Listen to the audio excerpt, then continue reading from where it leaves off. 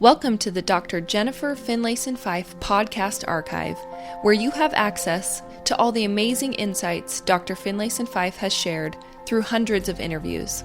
I'm Mackenzie, Dr. Finlayson Fife's assistant, and we are so glad that you're here.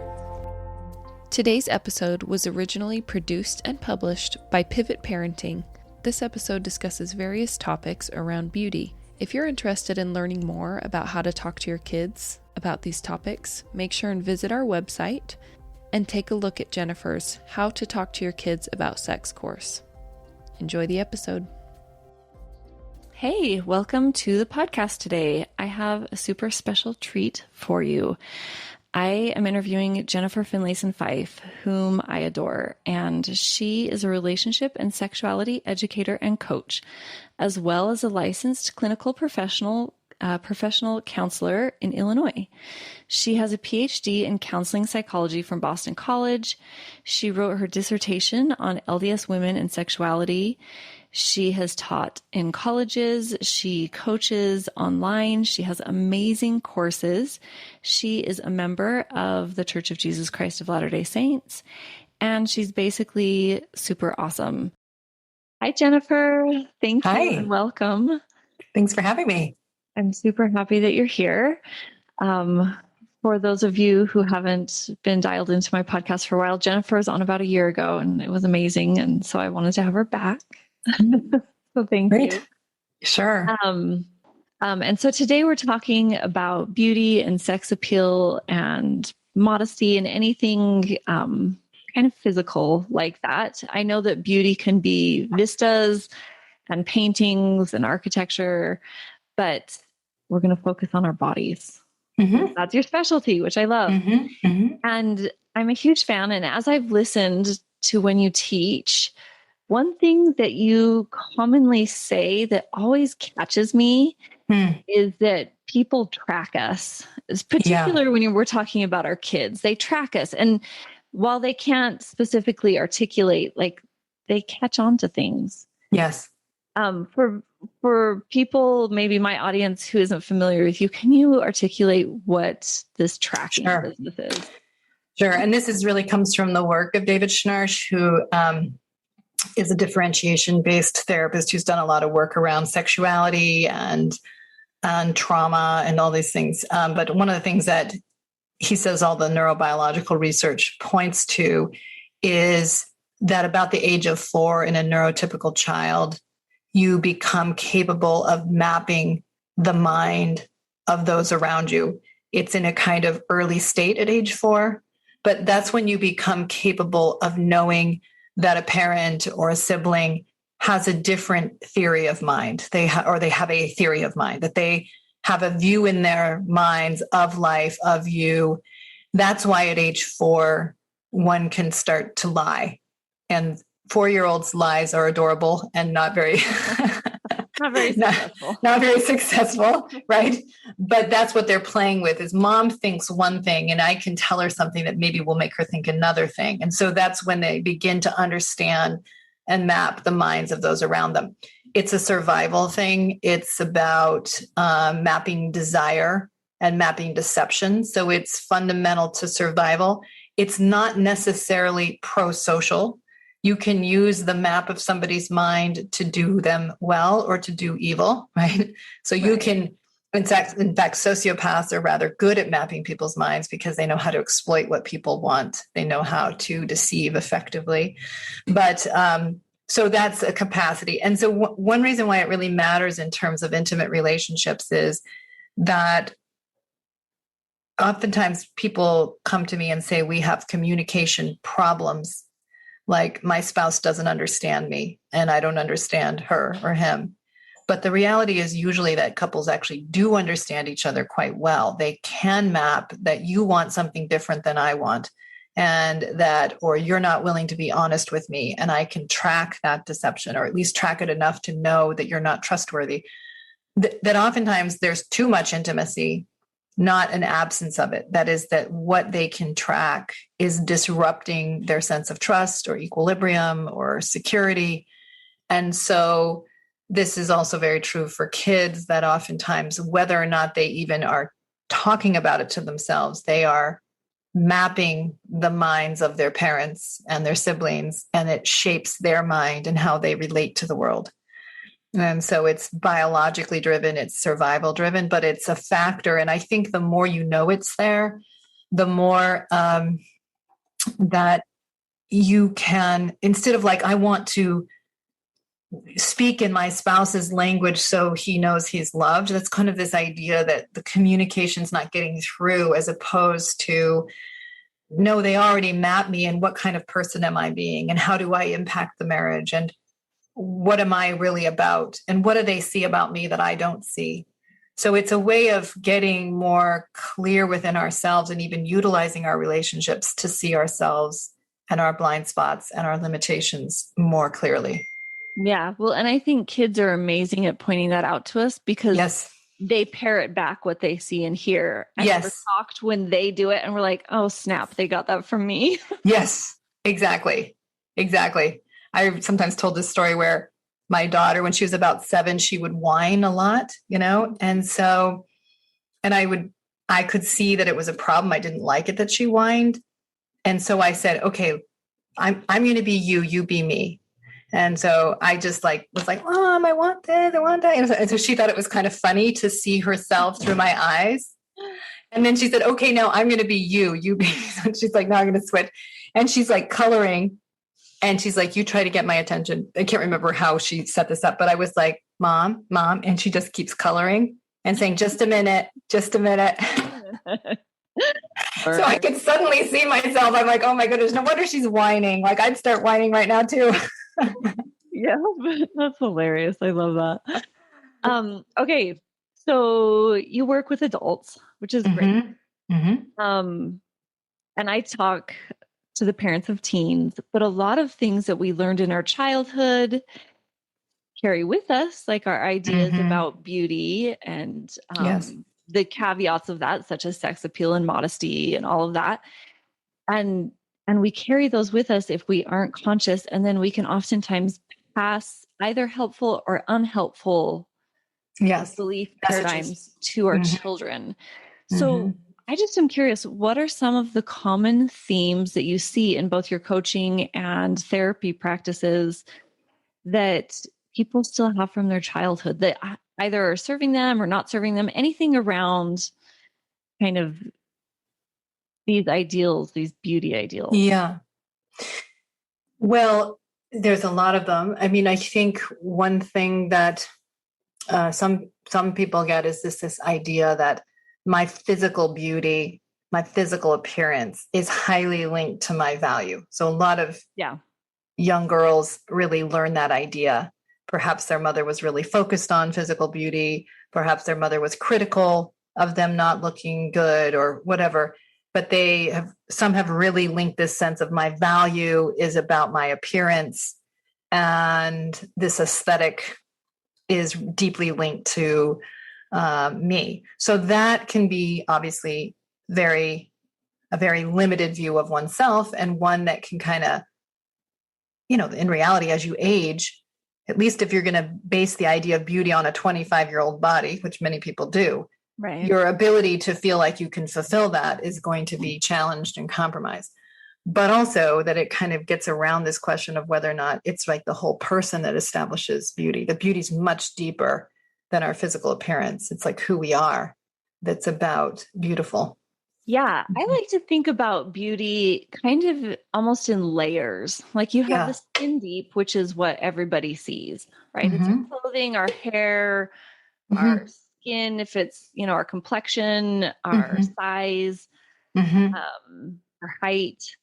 And then we have kind of like you go past the skin and you go into the muscles, and that's kind of like our actions, the things that we say or do, and sort of how kind we are to other people, or like a little deeper. Yeah, sure. And then we have like our heart and mind, which is who we are at our core. And that's beautiful, because sometimes you can meet somebody that's seemingly very attractive, skin deep. Yep. And you get to know them and you're like, oh, not beautiful. maybe I'm ready to move on. Like that's not an enriching relationship for me. Right. somebody who you wouldn't notice in a crowd, and you get to know them, and they're the most beautiful person ever. Right. Absolutely. So, I mean, yes, absolutely. So just the idea, one false idea is basing beauty on the skin deep, superficial, as opposed to character and who you are and the radiance that comes from living an aligned life, being at peace with yourself, the eminence or the kind of the way that shows through in the light of your eyes, in your countenance. Right. And that's highly valuable. I mean, I think going back to your other question, one of the main themes, there's this kind of superficial idea or being valued for, it can be just as toxic as being valued for what you produce, or how successful you are in some conventional sense can also be a very limiting idea. But I think there's also in the people I work with often this terror or fear of sexuality and being sexy or being attractive, that somehow you're cheapening yourself. Somehow to embrace that is to, take a walk with the devil in a sense, like you're kind of moving into something dark or scary. So I often see a lot of people who feel like they have to kind of hide their sexuality, hide their beauty, hide their attractiveness. Yeah. And that's its own plaguing idea. Yeah. An interesting story. I think obviously we both live in the US. I have some listeners abroad, but I feel like skin here is very sexualized, more so than other places. We went pre-COVID, we went to Europe, and we were on a beach, and Europe, a lot of the ladies don't wear a lot. Yeah. And I had my children with me, and I'm like, when we first got, I'm like, don't look. And it was toward the end of our trip, and we were at a beach, and it was a crowded beach, and there was this woman, and she was probably in her 20s, but seeing her on the street, I don't think anybody would have looked twice, but she just had like very scant bikini bottoms on. That was it. She had long hair, and she would, by most people's terms, be considered plus size. And I just remember watching her walk into the beach and how delighted she was and how happy she seemed. Yeah. And she was beautiful. Right. And there was nothing sexual about it, right? Right. I was there with my husband and kids, and I kind of right. The joy and the freedom in her. Yeah, yes, absolutely. And that she just embraced her body. I couldn't agree more. She was enjoying the sun on her skin and the water on her feet, and like it just was so beautiful. Yeah. I couldn't agree more. I mean, I think I'm all for modesty, but we can talk about what that means in a sense, like flaunting sexuality, reducing yourself to your sexuality, sexualizing everything.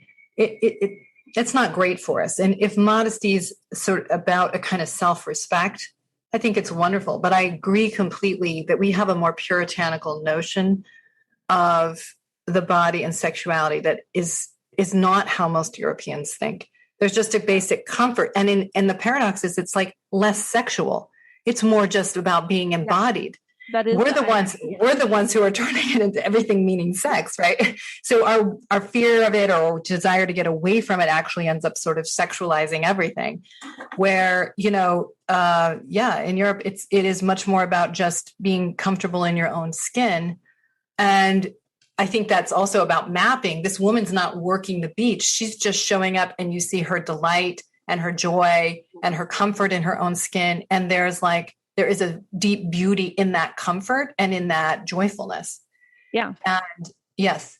And, I did this couples tour in Italy, and a lot of these people are coming from the Intermountain West, and we're going into all this Renaissance art. And I think some at first were a little bit like, wow, like what the heck, But by the end, you see this. I mean, of course, we're talking about sexuality throughout the trip, but there's just this deepening, almost embrace of their own embodiment and their own sexuality in a very healthy way. Not this sexualized, overdone version of sex, but this kind of deeper integration of our embodiment. And I think that's really, really fundamental to our strength.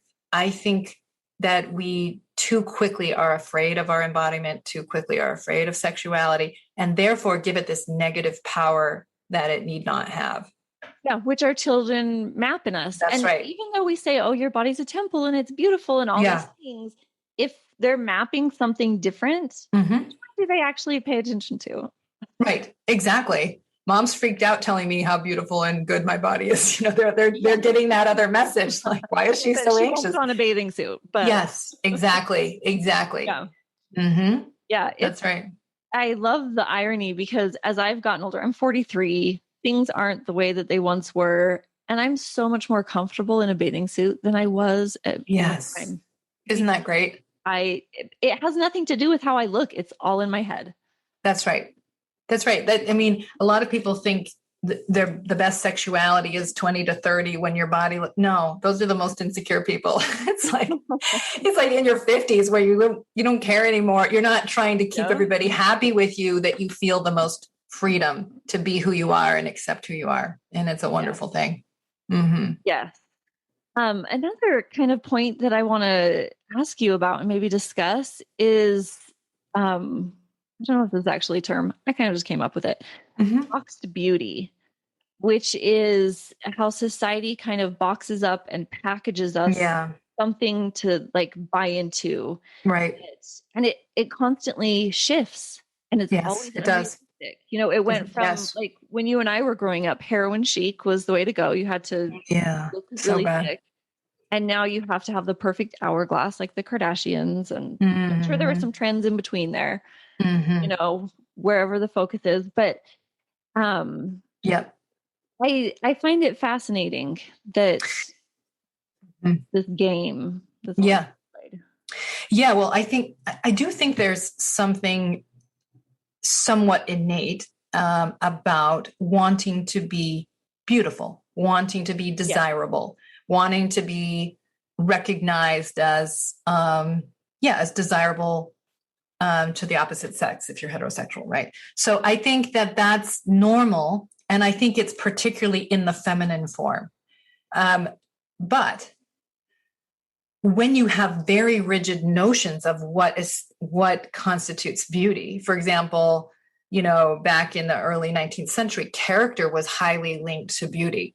What was one's character? What kind of person? Where now we have these very superficial notions, and with social media, even more so. And what I think a lot of industries do is they exploit that inherent desire by giving you these unreachable ideals and then saying, we have the product that will help you get there. We have the thing that will help you have it. And so it's just exploiting a natural desire and limiting it to something that will always make you feel insufficient. Yeah. And then we watched our moms partake of that. And it's 10 times since then. And our kids are watching us partake in that, or other moms, other women. And then they think that they have to create beauty from something outside of themselves. They have to buy the things to feel beautiful. Right. That's right. The lip injections and. Right. Exactly. And so it's endless, and it never. And I think a lot of times the more we invest in that, the more insecure we feel, because we become very aware of and attuned to what's not beautiful or what's not conventional. And then it just actually increases your focus on it. Yeah. Well, and when we're grasping for something outside of ourselves to fill an inner void, for sure. If it's about that, it's absolutely not achievable. Because you're trying to solve an inner problem through an externality. Yeah. So in your practice, have you seen women alter these beliefs to something more healthy? Like, I'm sure my listeners are like, great, I can see that I'm doing this in this one way. What do I do? Like, Well, in both directions I could talk about it. So I think that, I'm often talking to women and men, because I think men actually do this to themselves in a slightly different way. It's not necessarily as physical for men, but it can be more about, how much you accomplish or how much money you make. And there's these ways of measuring self. But I think it's about, rather than the endless and unfruitful pursuit of trying to earn your sufficiency outside of yourself, to recognize that you have control over how you're going to relate to this.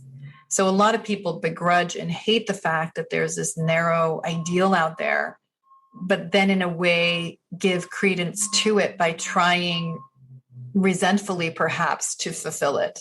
Yeah. Rather than, I have a decision to make around whether or not I'm going to worship this God, give so much to it. Now, I'm not saying like, hey, you just make one decision and it's good, because there's all kinds of messaging out there in social media and magazines and TV about what constitutes beauty. And I also don't dismiss wanting to care for yourself. I think that is a function of self-respect. But like, what does it mean to really embrace my body, to relate to myself in a way that's respectful of me, is embracing of me and my beauty? But, I read a book, I think it's Lita Green, I think is her name. The author is called Embracing Your Inner Hotness. And I love the book. I mean, because she's writing about this. It's okay to be attractive. It's okay to be desirable. And it's okay to be that spark of energy. But think about, and it doesn't matter about caring about the superficial to some degree, but don't neglect that inner spark, that inner sense of self. That really is where the beauty emanates from. And so it's not a denial of desirability, but it's expanding a notion of desirability to be about really stepping into that life force, stepping into your strength, and being in relationship to yourself and your embodiment in a respectful way. So to make the question that you asked a little more succinct, that it's more about helping women see that they're tracking it, but if they're being complicit in it unwittingly, they're reinforcing that external power to determine them. And instead for them to reclaim it and to make some decisions about how they're going to be in relationship to themselves.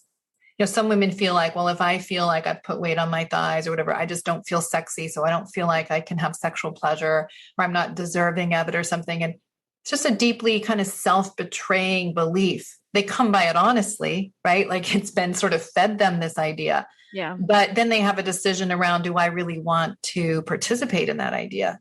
Or do I want to be the kind of friend to me that I would want from my spouse? Acceptance and kindness and allowing myself to be human and expanding my sense of feminine beauty. And, I am beautiful because of the person that I am and what I bring to this marriage and this life and so on, so that you're changing that frame within you. And maybe making decisions about what you consume outside that might push for the wrong idea.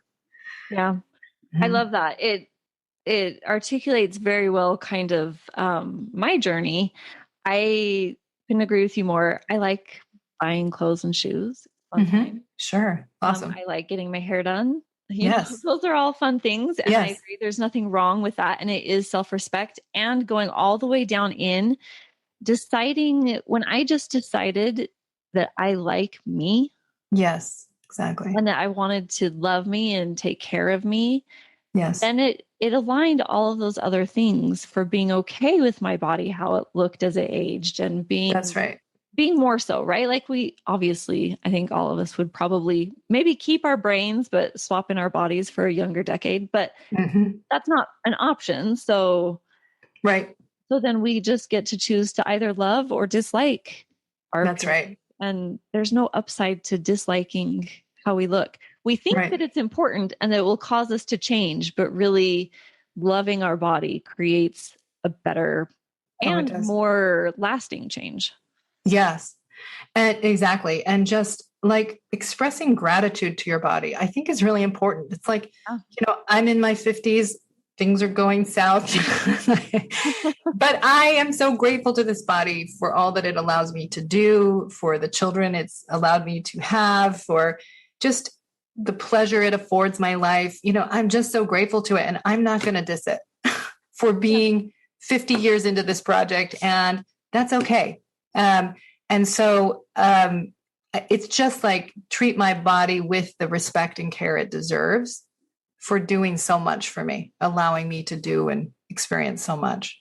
Yeah, I couldn't agree more. And when my girls, I like to tuck them in, and I have two little ladies that still like a tucking, and I'll, rub their legs or arms and say, oh, what strong arms you have. They work so hard during the day, and look at your little legs. They carry you everywhere, and they do such a good job. Even though I always tell them they're beautiful and things, I think it's also really important to express that you other values that their body has. 100%. Yeah. It's wonderful. It's a wonderful thing to do. Yeah. Yeah. Okay.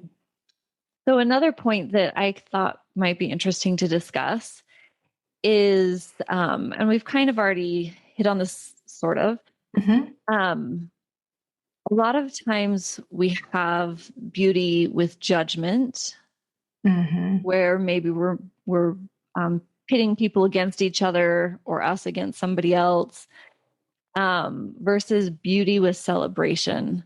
And my story kind of in Spain goes back to this too, because there were so many naked people, men and women. Yes. Yes. And I would just see these women and I would just think, good for you. Like, yes. And maybe some listeners are like, yeah, I'm not there yet, which is fine. You don't have to be there yet. Sure. But no, I've absolutely admired. I've had the same experience and been absolutely admiring of the freedom. Yeah. And knowing that I wouldn't be there, yet. I mean, to be that free and comfortable with oneself. Yeah. Yeah. No, there was this row of maybe 3 or 4 elderly ladies, and just their breasts were in their lap and they were having such a grand time. And I just was like, friend goals right there. Yeah, absolutely. Absolutely. But just celebrating each other's bodies, I have found to be super powerful. And it can also be somebody completely covered up. It's not necessarily a show of skin, but just, and I think this helps us to step out of the box as well, this boxed beauty, to recognize that beauty comes in so many forms, and it's meant to be celebrated and not to be paired against one another. Yeah. Right. So, I think if you were to, so first of all, I think our culture does it. We, sexiest man alive is one version, beauty pageants. It's kind of this competitive idea of who's the ideal aesthetic.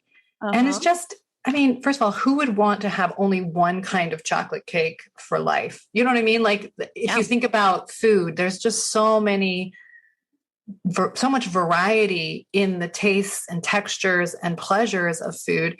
There's just so many ways to enjoy being human and caring for one another. And I think what's also true in what you're speaking to is that while I think we're somewhat wired towards youthful bodies because that's where reproduction, from just a reproductive wiring frame, there's something to that, because the healthy young person is going to reproduce most easily, that there's another mechanism working that's not just about immediate reproduction, but this sense of beauty through meaning, right? So I find my husband very, very attractive. He's 63 years old. He's, from a just purely aesthetic point of view, not as attractive as he was when I married him, if you're just going to say superficially. Right. But the meaning of this person in my life and, even his body, right? Meaning just the body that I can hug and be close to the meaning is so high, and no other body represents all that meaning of the good person that he is. And so that's the beauty of it. You see that beauty and attractiveness through who they are. And thank goodness for that. For sure. Otherwise, we'd all be single by the time we're old. Yeah, that's right. But with our kids, it's really important too. And maybe you've seen this in your practice, comparing or judging. Like, oh, you need to look more like your sister. Oh, yeah. Who takes better care of herself, or why don't you look more like, anybody doing any of that to their kids? That's terrible. You never. Like, you should look more like your friend. You should do this. It's just, it's setting them up to be in competition to earn your love and your respect. And which very damaging. Practice, I'm sure you've seen in yours. Yeah, right. It's just terrible. It's a terrible idea. As I've coached on it, they think that they have their child's best intention in heart, right? Yeah. Like, this child is going to be ridiculed, or like, let's say it's weight, right? This is one that I've seen before. Mm-hmm. They're a little bit bigger than everybody in their class. I need to get them to lose weight so that they're socially acceptable. so that they're liked and so they're not teased, Mm-hmm. which can feel like it's important. Mm-hmm. But really what you're doing is you're not accepting them first. Like you're beating all the other kids in class by saying you're not good enough. Like Yes. which feels like that's the way to create a change in their habits, like eating habits or lifestyle or whatever. But but that's shame-based and fear-based. Yeah. And then it drives food and it drives obsession and it drives immoderation. And so you actually impair the mechanism that allows them to be in a respectful relationship to themselves. Yeah. And we all want our children to be in a respectful relationship with themselves and their bodies and the way they treat their bodies and the relationship to food and the relationship to sexuality, to have a fundamental self-respect in those choices. But the mechanism is showing them that, teaching them that self-respect through how you relate to them as a whole person. A parent can often be concerned about, how does my child look? How do they reflect on me? If my child's overweight, maybe it's just about that she's going to get teased, but maybe there's this other thing, like I feel ashamed. Yeah. So a lot of times parents, without even tracking it in themselves, are trying to shape their child into something that reflects well on them, and their own self-rejection gets projected onto their child. Oh yeah. I think and then their child's carrying it. Yep. Yeah, absolutely. Whether it's weight or getting into a certain college, or if they go on a mission, or where they get married, I think that's a common theme. Or sexuality, the emerging sexuality of the daughter or the son, but often the daughter. And so then the parent, whether a father or mother, is projecting their anxiety, their shame, their fear onto that emerging sexuality. And it gets really impaired in the integration into that child's psyche. Mm-hmm. Yeah. Yeah. I just am curious as to how that looks in repairing that. Mm-hmm. Right. Like, let's say some parents are like, my mom did that to me. I guess I've been doing it to my child. We're just kind of a diet obsessed family, or whatever that is, whether it's like you have to go to an Ivy League school, or you have to have your kids on the front row at church, like looking to the nines, like whatever that is. How can do you have any advice on, obviously I can coach you too, people listening. What is your advice, Jennifer? Sure. People who want to change that paradigm? Yeah. I mean, I think it starts with a self-confrontation. And what I mean by that is a self-awareness. Oh my goodness, I've been trying to solve something for myself in the way I'm relating to my child. And sometimes we can't see it until we see some limitation or challenge emerging in our child, that it helps us to see what we've been worshiping, what we've been trying to create or solve. When we get very focused on the superficial, whether it's what school they get into, how they look, whether or not they're religious enough, whatever it is teaching the child that they exist to reinforce you. And it also exposes, wow, I'm that insecure. This is for me, at least what I've thought, that I've needed to sort of prove something about me through the way my child appears. Yeah. And I'm using my child. I mean, this is really something I've seen in myself at times. Like, I am doing to my child what which I rejected that I could feel happening with my father towards me. I'm doing it unwittingly. And so to wake up to it and to see it allows you to self-correct. Right. That's often easier to say than to do. But if you keep track of it in yourself, and you can be explicit about it with your child, my son, very bright, and I just wanted him to kind of be a demonstration of capacity to kind of deal with an insecurity in me around that. And I don't think I could see that I was doing it until the evidence of that pressure was showing up in him. And, for me, it was to see I was a part of the problem, and then to release him from it. Like, I can see that I've done that. And I thought it was in your interest, but it was serving my interests, not yours. and I'm sorry. Like, I recognize that. So kind of making it explicit allows the child to begin to disentangle their mind from your mind and to start sorting out what matters to me. And I matter enough to my mother or my father for them to self-confront for me, for them to face themselves and to grow something up for my benefit. Right. So even parents correcting themselves is a deep message of love. Like, you matter for me to face myself. A lot of my adult children I work with, they can handle the fact that their parents made mistakes. What can be very hard is if a parent won't acknowledge, recognize, or shift something that's causing the child or adult child pain. And so, and often it's our sense of self that's linked to that, So for me, it's like, I've got to grow up and keep what's my problem, and not make it my son's, and let him work out his own life and his own relationship to these questions. But it takes time because it can sneak up on you in moments, and you can go and do those dumb things and then be like, wait, sorry, that was the old pattern. Mm-hmm. Yeah, no, I've walked miles in those shoes as well. Yes. I definitely get exactly what you're saying. Just one other quick question that I want to discuss really quickly. I know we're chatting it up, but sometimes I feel like, especially as a woman, our physical appearance can be very powerful. Yeah. And we can use it as a way to control those around us to some degree. Like, we try to do that. Like, I'm going to stay really hot so that my husband doesn't stray. Yeah. Or like, for our children, I want to dress or look a certain way so that my kids won't be embarrassed and they'll bring their friends over. Or maybe you want some kind of validation from their friends or from the friend's parents, or like it can get kind of messy, but yes, like if you have natural physical beauty, or you know how to work it, you can use your beauty to get a kind of social power.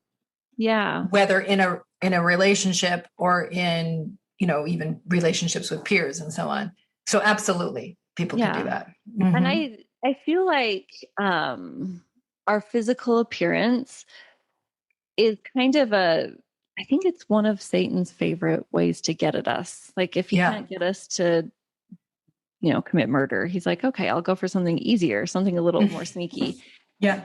And the irony is that he goes after our agency and our bodies and often uses them against one another, use our agency to mutilate our bodies or to hate our bodies, or, but those are the two things that he doesn't have. Interesting. Yeah. And I think it's just kind of this jealousy that he wants to destroy something that he'll never get. And I think that using our physical appearance is one of those ways that Satan kind of twists it and distorts it and uses us to mess with each other. Yeah. I mean, I think, let me just think how to think about this for a second. I think that you're absolutely right that it's a two-edged sword, what you're talking about. So you can be shamed for not looking good enough. That's one immoderate view, like, or shamed for looking too good. Exactly. And that's the other side of it. Like, so you can be shamed for being sexy and attractive. Another version of immoderate is you can like not care, not try, which is also a kind of disrespect of the body, perhaps. But then the other one that you're saying is you can use physical beauty to exploit and to kind of have power over. So you can use the validation seeking, you can use the fact of the power of your physical beauty to basically take advantage, or to, in some ways, be disrespectful of others and yourself through that power. Yeah, kind of manipulative. Right. It's a little bit like if you have a very beautiful child, it's like they're being born with $1 million. And so they like have this power. And how do you teach them to be in relationship to that in a moderate way, and to not use it to their detriment or the detriment of someone else? How do you teach them to value the inner and Yeah. to kind of cleave to their values when they have this other power that they could use and that is getting reinforced in them. Because Yeah. if a child's particularly beautiful, they're getting told all the time that they get more social credibility through it, especially for females. Yeah. So I'm just going back to your original question. So, I think that sometimes parents handle that by shaming the body or shaming the beauty. And of course, that's not the right way. It's Right. like, it's just not making the fact of beauty be so important. It does not that it's not real or that it doesn't matter, but that you're not making it matter too much, not matter more than character and who you are. Knowing that physical beauty is always changing and not a constant. So you want them to be anchored into what really they have. You also want them to be respectful of others through their sexuality. The sexuality is great. Your emerging sexuality is a wonderful thing, but don't lead out with it. Don't have it be the way that you engage people because you debase yourself and them if you use this kind of easy validation as a connection point, as opposed to the core of who you are. Yeah. Yeah, for sure. And that goes back to the kind of the layers that we need to develop all of those layers. We don't want to neglect our appearance, but we also need to say kind things, that beautiful things, and become, a highly integrity driven person. That's right. And another thing too is I think just celebrating the beauty, because a lot of times, 100 years ago, they might not have been considered beauty. It would have been somebody else that they're that's right. Right. And so just celebrating, I honestly, I love seeing other women succeed. I love when they are comfortable in their skin, doesn't matter what they look like. I just love, I have found so much joy and so much more self-esteem when I genuinely am cheering on other humans. Yes, exactly. Yeah, I agree with you. And expanding our notion of beauty. Yeah. And then celebrating beauty in all its forms. Yeah. Because there is just the fact of existence of people that care, that love, it is beautiful. Just to be alive and to be striving and to be caring about the people around you is an inherent beauty. And to be celebratory of beauty in all its forms is a wonderful way to have joy in one's life. And to this idea of the layers, I would say there's nothing, just to reinforce this point, there's nothing wrong with the first layer. There's nothing wrong with being hot, even as long as that is a self-respecting and respecting of others, that it's in the context of being deeply respectful. Right. So there's nothing wrong with our sexuality and our sexual desirability as long as it's not degrading us or another person in any way. Yeah. And I think too, even sex appeal or hotness, it's so subjective. Yes. Right. What one person thinks, because beauty can be a thought. You can feel beautiful. You can act like you feel beautiful. Yes. Become beautiful. All of these things we can model for our children. And they're all good. Yes, exactly. And right. So in just going back to the idea of hot, meaning in the right context with, in your marriage, you can play with that idea because it's deeply respectful and not being used to extract somebody else's approval or validation or whatever and work against yourself. Yes. Yeah. Yeah. And I think when people shy away from beauty, kind of tying in modesty a little bit, they're shying away from their beauty or their sexuality or wanting to have their child because they're trying to, they're afraid of it. Other people's thoughts. Yes, that's it. Exactly right. Exactly. So that's exactly right. So that's the other immoderate version, which I'm afraid of this sexuality.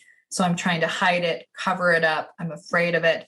I'm afraid I will be unsafe if my sexuality is evident. And what we end up kind of being afraid of is the body and sexuality, as opposed to how we're in relationship to both and whether or not that's driven by respect for self and other. Yeah. And I love how you talk about it too, because you're not even considering other people's interpretations, which is how we should all think. Right. If we're comfortable in our body and how we're dressing it and treating it. Other people are in charge of how they handle their sexuality. Well, yes. And how they perceive ours. Yes. How they're in relationship to you. Exactly. Yeah. That's right. That's right. And you do a lot in terms of this mapping. You transmit a lot of messaging about how you are in relationship to yourself. Right. So, if you're trying to get someone to approve of you sexually, that's going to be telegraphed rather than I am comfortable in my own skin. I'm comfortable in my body. I have no apologies for who I am. Yeah. That is in and of itself a self-respecting message, but it also telegraphs it to people around you. And, it makes it harder for them to. Yeah. And it's nice to know that for our kids, that can look however way we're comfortable, right? That's right. Basketball shorts and a t-shirt, because that's what makes you comfortable in your body versus whatever else. It's absolutely less important than our child seeing their parent at ease and having a good time and not worried about that's right. their physical. Right. It's back to that mind mapping thing. They can map that. A lot of times I work with clients that have a lot of anxiety about sex, but they don't remember explicit messages, but they knew that their mother or father was very anxious about it. And they were just picking up on these subtle things versus clients I work with who are very comfortable with sexuality. And so were their parents. So they just were picking up all the messages. When dad would kiss mom, she wouldn't pull away. She would lean in. Mom was comfortable being attractive. Mom, whatever. So they are just getting those messages, whether or not they even think about them consciously. Mm-hmm. Yeah, I love it. Okay, I fear I've kept you too long. Do you have any final gems of wisdom on how we model beauty for our family? And then maybe just to reinforce what you're saying, like I agree with you that beauty is so much connected to our depth of being and both our ability to radiate it and also to experience it and see it in others. And the more at peace we are with ourselves, the more able we are to love others, the more that beauty is evident. Yeah. And there's nothing wrong with the physicality of it. But I think the more that we recognize that the source is in the kind of depth of beauty is in an inferior place, that the broader and wiser our understanding of beauty is. And, there's nothing wrong with youthful beauty. It's its own preciousness, and its own wonderful reality. But just one aspect of beauty and one aspect of the experience of appreciating beauty in all its forms. Yeah, I love that. I think that we're all beautiful in our own way because God made us. Yeah, exactly. And we look around at, plants and trees and rivers and landscapes, and they're all super unique. And so it makes sense that we would be too. Right. So much of appreciating beauty is in the way we see more than what we do. Sometimes one of the things I sometimes do to just kind of focus myself is to imagine this is the last time I'm touching my husband, the last time I'm hugging my daughter, it just kind of brings the presence and the beauty of the moment to the surface. And the other day I was exercising and I was like, oh, I don't want to be here. Like I felt tired. And, and so I just did that. I'm like, just imagine as if this were the last time I get to exercise. And so I was looking at about it. Well, it did actually make me embrace it more. Like it feels good to move my body. I like moving my body. And I was looking at this brick wall and then I was like, that brick is so beautiful. And I mean, it really is, but it's like you stop seeing sometimes. And sometimes when you focus yourself in on what's right around you, there's enormous beauty around us all the time, but we move so much into thinking about the future or the past or the whatever, that we're not taking in what is so remarkable all around us, all the beauty that's there for us. Yeah, I love that. Thank you so much. If anybody wants to learn about your amazing courses or any upcoming trips or how to work with you, how do they go about finding you? So the best way is just go to my website, which is finlaysonfife.com. And I have my podcast archive there. And then I have 5 online courses that are primarily geared to LDS individuals and couples around sexuality and relationships, and also how to talk to your kids about sex. So you can find them on the website. And I also have a Facebook group if people want, to learn from other people who've been taking the courses and so on, called Ask an LDS Marriage and Sexuality Therapist. So, yeah. Yes. Amazing. Yeah. Okay. I love it. Thank you so much for coming on today. Thank you for having me. We'll talk to you next time. Great. Thank you for listening. If you'd like to learn more about Dr. Finlayson Fife and the work that she does, check out the links in the show notes below to find her website, online courses she offers, information on upcoming events, and her free Facebook group.